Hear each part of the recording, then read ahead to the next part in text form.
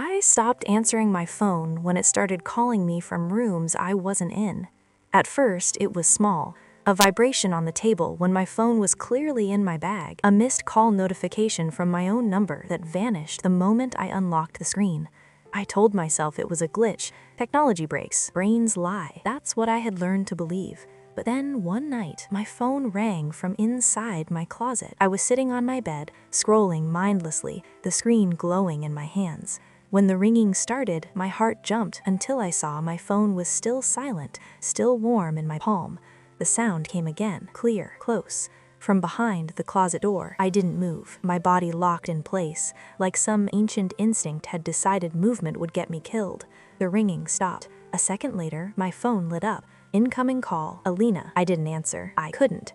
The screen kept glowing anyway, vibrating softly, insistently, like it knew I was watching. Finally, the call ended. A voicemail notification appeared immediately. I stared at it for a long time before pressing play. At first, there was only breathing. Slow, familiar. Then my voice whispered, "You left me there." My chest tightened so hard I thought I might pass out. I hadn't spoken in that tone in years, not since the time I locked myself in the bathroom and cried silently so no one would hear. Not since I learned how to break quietly. I stood up and opened the closet. It was empty. No phone, no sound. Just my clothes hanging neatly, unmoving. That should have been the end of it. It wasn't. The calls continued. Sometimes they came in the middle of the night. Sometimes in the middle of conversations, my phone lighting up with my own name while I sat surrounded by people who couldn't hear the ringing that made my teeth ache. I never answered, but the voicemails kept coming. "You forgot me. I stayed quiet like you told me to." I waited. Each message sounded closer, less distorted, more present. Then the texts started. "Why did you leave me alone? You promised you'd come back. I did everything you needed me to do." I blocked the number. The next message came from my mother's phone. I stopped sleeping. When I did sleep, I dreamed of a dark room with no doors. A younger version of me sat on the floor, hugging her knees, phone pressed to her chest, whispering apologies to no one. I woke up one morning to find my phone unlocked. A message was open, unsent, typed in my own hands. "I'm ready to come home." I deleted it with shaking fingers. That was when the knocks began. 3 soft taps, always from inside the walls. Always from places I had once hidden. Bathroom, closet, under the bed. I started to understand the pattern too late. Whatever was calling me wasn't trying to scare me. It was trying to remind me I had survived by leaving parts of myself behind. And now one of them had learned how to dial my number. I stopped trying to ignore it after the phone rang while I was holding it in my hand. Not vibrating, not lighting up, ringing. The sound came from inside the device, sharp and wrong, like it wasn't meant to exist in the same space as me. The screen stayed black, no caller ID, no glow, just the sound of a call that wasn't being received by any network I understood. I dropped the phone like it burned me. It hit the floor and kept ringing. I stood over it, frozen, watching the dark screen vibrate with something that refused to show its face. When the ringing finally stopped, the silence that followed felt thicker than noise, heavy. Listening, I picked the phone up slowly. A new voicemail. I hadn't missed a call. I had been there the entire time. I didn't want to play it. I knew I shouldn't, but there was a pull in my chest, a familiar ache like the one that used to guide me back into rooms where I was hurt just to feel something known. I pressed play. This time, there was no breathing, just my voice, steady and calm, saying, "You're making this harder than it needs to be." I sat down on the floor. My reflection stared back at me from the black screen, my face pale, eyes too big, mouth trembling. The voice continued, "I stayed so you could leave. I carried it so you wouldn't have to." Memories started surfacing without permission. The nights I cried silently into my pillow so my family wouldn't complain. The apologies I whispered for taking up space. The way I learned to disappear emotionally while my body kept moving through life. I had called it survival, but survival always leaves leftovers. The next day, people started telling me things I didn't remember saying. My coworker asked why I had apologized to her for everything in the break room. She said I looked exhausted, said my voice sounded empty, like I wasn't fully there. I hadn't been in the break room. That night, I checked the security camera app on my phone, one I had installed months ago and never used. There was footage, time-stamped, Me standing in my kitchen at 2:17 a.m., phone pressed to my ear, nodding slowly as if listening. I watched myself say, "I know, I'm sorry, I won't forget again." I didn't remember waking up. I didn't remember standing there. But my body in the video moved with certainty, like it knew exactly who it was talking to. The knocks inside the walls grew louder after that. Not random anymore. They followed me. 3 taps when I brushed my teeth. 3 taps from behind the mirror. 3 taps under my bed when I lay down and begged myself not to cry.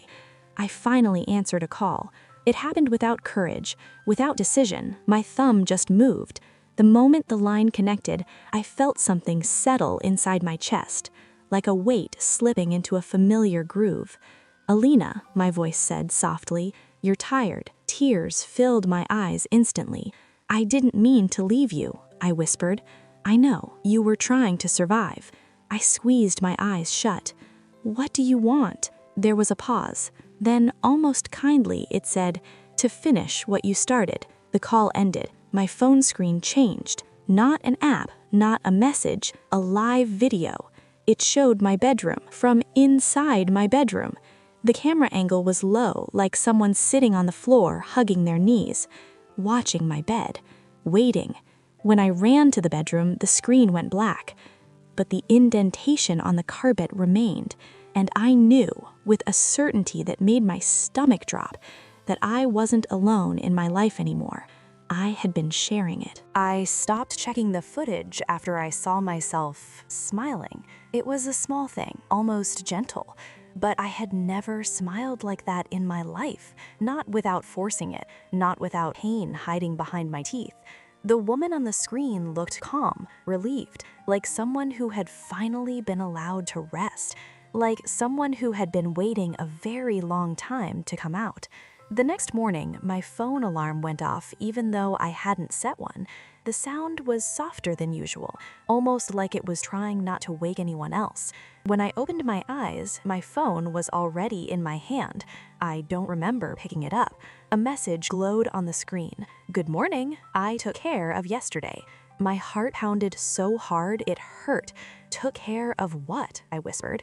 Another message appeared instantly. "The things that make you tired." I spent the day in a fog. People smiled at me more than usual. Doors opened easier. Conversations flowed without effort. It was as if the world had decided overnight to be kinder, too kind. My manager praised me for being more confident. A neighbor waved and said it was nice to finally see me out of my shell. My mother called, something she hadn't done in weeks, and told me I sounded different, better. "You sound like yourself again," she said. I almost dropped the phone because I didn't feel like myself. I felt hollow, quiet in a way that wasn't peace, but absence. That night, I locked my bedroom door. I pushed a chair under the handle. I turned off the lights and sat on the bed with my phone face down beside me, like an animal pretending not to breathe. At 2:17 a.m., the chair scraped across the floor, not pushed, lifted. The door opened slowly. I couldn't move. My body refused, as if it already knew resistance was pointless. She stepped inside. She looked like me, but softer around the edges. Her shoulders weren't hunched. Her eyes didn't dart around the room like they were expecting to be hurt. Her mouth rested in a neutral line, not trained into apology. She glanced at the chair, then at me. "You still lock doors. You don't need to anymore." My voice came out broken. "You're not real." She smiled sadly. "I'm the part that was real enough to stay." She sat on the floor where the carpet was still pressed from nights before, hugged her knees the way I used to, the way I hadn't allowed myself to in years. I held everything, every time you swallowed words, every time you stayed silent so no one would get angry, every night you told yourself tomorrow would be different. I shook my head, tears spilling freely. "I needed you to disappear." She gently nodded. "I know. So I did, until you were safe." She looked at me then, really looked, and something cold slid down my spine. "You're safe now, Alina. You don't need to be me anymore." The phone on the bed lit up, a live video. It showed me sitting there, crying, shaking, from her point of view. I've been practicing, she said, standing up, talking, smiling, living. People like me. She stepped closer. I can do this better than you. My body felt heavy, like it was already sinking into the mattress, into the room, into something that didn't need me present.